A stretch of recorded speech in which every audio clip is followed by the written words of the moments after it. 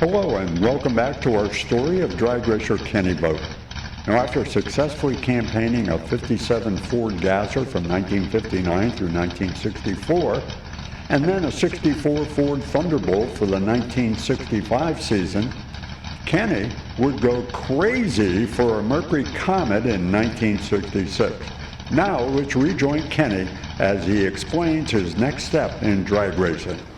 When Lincoln Mercury approached me, because they had decided to put together a team for 1966 under Fran Hernandez. Actually, Ken's performance during the 1965 season was so impressive that it caught the eye of the racing gods at the Ford Motor Company. Ultimately, they offered him an opportunity to race a factory-backed drag car for the Lincoln Mercury division of the Ford Motor Company during the 1966 drag racing season. Now we're looking at the contract that Ken signed when he accepted the offer. And as you can see, there were plenty of stipulations that went along with the contract.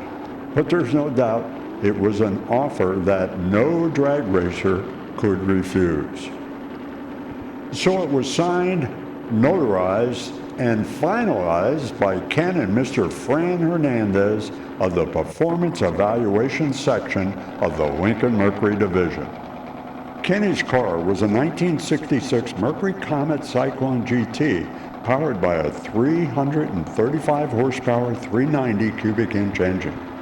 Now, in order to race in the NASCAR Ultra Stock Drag Racing Series, Kenny preferred to use a dual quad 427 engine rather than the 390. Explained to Fran, I said, you know, I'd been racing with this 427 in the Thunderbolt. This is a little bit of a step down, and we were making money with the Thunderbolt. Top stock eliminator awards, you know, runner-up spots, round money at York, where we went to the finals in the class at York, Pennsylvania, 3,400-pound class, I believe. And I couldn't make any money running the C-Stock car. Now, guys like Charbon and Steffi, they had like unlimited cars and the C-Stock. So that was cool. They had two cars. But Kenny Vogt here, he just had this one. So it basically, Fran said, well, if you guys can get an engine, go ahead and put it in. So we got a 427 wedge engine, put it in the Comet. And I believe on the whole team, we were the only one that had the 427 that wasn't like a fuel car or true funny car like Nicholson had and Chardman and Chrisman had. And with that car, we ran a lot of NASCAR, Grand Stock Circuit events, as well as NHRA. We set the NHRA national record, as well as the Ultra Stock 6 class NASCAR national record. And we raced that car in match race competition. And again, I painted it yellow and called it Stinger 2. The Thunderbolt was Stinger 1. We carried the theme over, same logo, just called it Stinger 2. And we raced a lot down south and really had great success with that. Raced at these wild tracks in the south. I remember one in Virginia where you would pull to get to the starting line, you would pull the car in and turn it down the track, and you'd back up against a rock wall. And that was where the starting line was, and down the track you go. At another track called Richlands, Virginia, not Richmond, but Richlands, Virginia, they had leveled the top of a mountain. And, you know, this was awesome. Went there for like the 4th of July. They had an event, and they had good round money and paid and had the Green Monster there, our Fonz, I think it was. So there was a lot of exciting competition away from the local track of Detroit Dragway. Of course, that was our track, and we raced there at every big meet they had, but we really took the car on the road almost every weekend to wherever there was a big meet, or if we had a match race. They had started racing some areas of the South on Wednesday nights, so it was fun to go and race Wednesday night, and then Saturday and Sunday, and then back home to Michigan on Monday. You know, and I'd get a lot of rest, and I'd go around and visit all my Detroit buddies that would have race cars, Pete Seaton especially, with a Chevrolet, and just talk shop, you know. So those were exciting days in '66. We had a F-350 Ford truck where we sectioned the frame. We built ramps, as you can see in the picture, you know, and drove the car up on. We had a winch in case we broke, because how are you going to push that car up there if you can't drive it? And toolboxes on the side where we started carrying extra parts with us because we were so far away.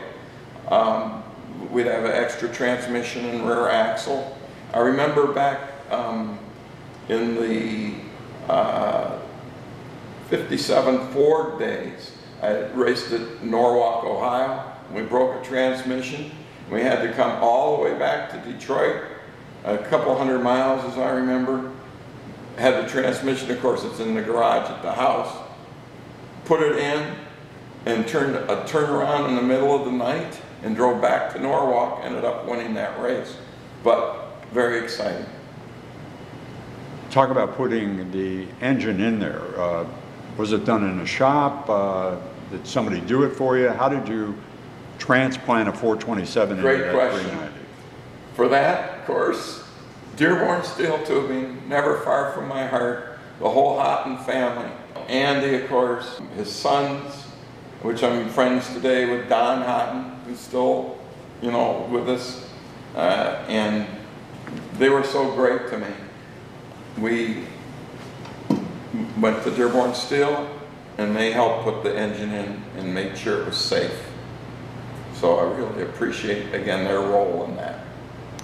Now during that early part of 1966, when you're racing a car, the 427 wedge in it, was there any one particular race that was, you know, really important to you or stands out in your memory? There was. It was a very special race for me, and probably would be a special race for any race car driver. 1966, I've got, of course, the Mercury Comet with that contract. You know, I'm in cloud 9.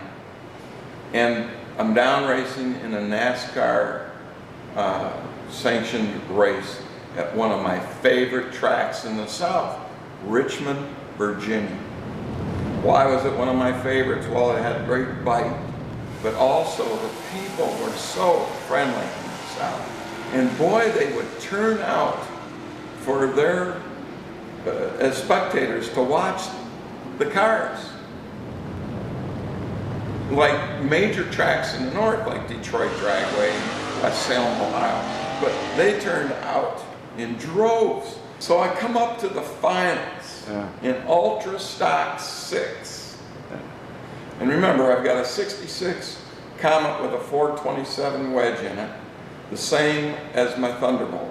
And who's next to me for the final run but Paul Moody in Richter and my old car. Wow. I had it in 65, Richter had it in 64. It was successful under both of us. It had been successful with Paul in 66, and I come up with them. We're both in the same class. The final run, and lo and behold, I win the meet, and I set a new NASCAR Ultra Stock 6 national record at 11.29 seconds. Wow. So to beat your former car is every driver's dream. Yeah. a car that was successful. Yeah. And it was, it was just like a dream come true. The Mercury Drag Team also included the C-Stock 390 cars of Jack Walker out of Dayton, Ohio. Billy Organa drove and Alan McCormick turned the wrenches on this C-Stocker. The Gustin brothers, Roger and Phil, ran this C-Stock Comet. Ed Sharpman and Roy Steffi's team cars included a fuel funny car and the C-Stock Comet. The Mercury team also included 4 fuel-burning foot-top funny cars. We begin with the Sharpman and Steffi car, which was powered by a single overhead cam nitromethane-fed 427 engine. Dino Don Nicholson of Atlanta, Georgia also ran a 66 Comet fuel funny car. Dino's all fiberglass foot-top body concealed the Logie Brothers dragster-style chassis and the single overhead cam 427 engine. Denver, Colorado racer Ron Leslie also ran a 66 Comet fuel funny car. Now Ron and his partner Bill Kenz campaigned their Comet all throughout the country. West Coast drag racing veteran Jack Chrisman took a different approach with his 66 Comet.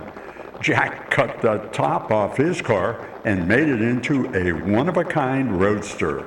Of course, I looked at your contract that you signed with Mercury in 1966, and it required you to make an immediate payment of a certain amount of money, and then there was to be a balance paid within a certain period of time. Now, how did that work out from the economic standpoint? Well, they never required any additional funds. Oh. And if you read through that very, very carefully, Yeah.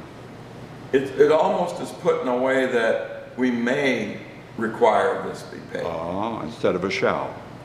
Correct. It isn't a contract like you've defined today, so to speak. Oh, wow, it was legitimate. It was a way to get you the car, rather than just give it to you. So it was kind of like what do they call it, forgiving type situation. So in your case, when you get the 66 Mercury Comet, you took $50 out of your pocket and Gave gave it to him Fran for that. Right. Wrote him a check for $50, signed the contract, and made it all official. The 66 season continues, you're doing racing locally, and you decide to take the car to the Nationals at Indy again in 66. That's correct. It was a must-go. Unfortunately, we didn't win, but we did make it through a couple rounds in the trophy one.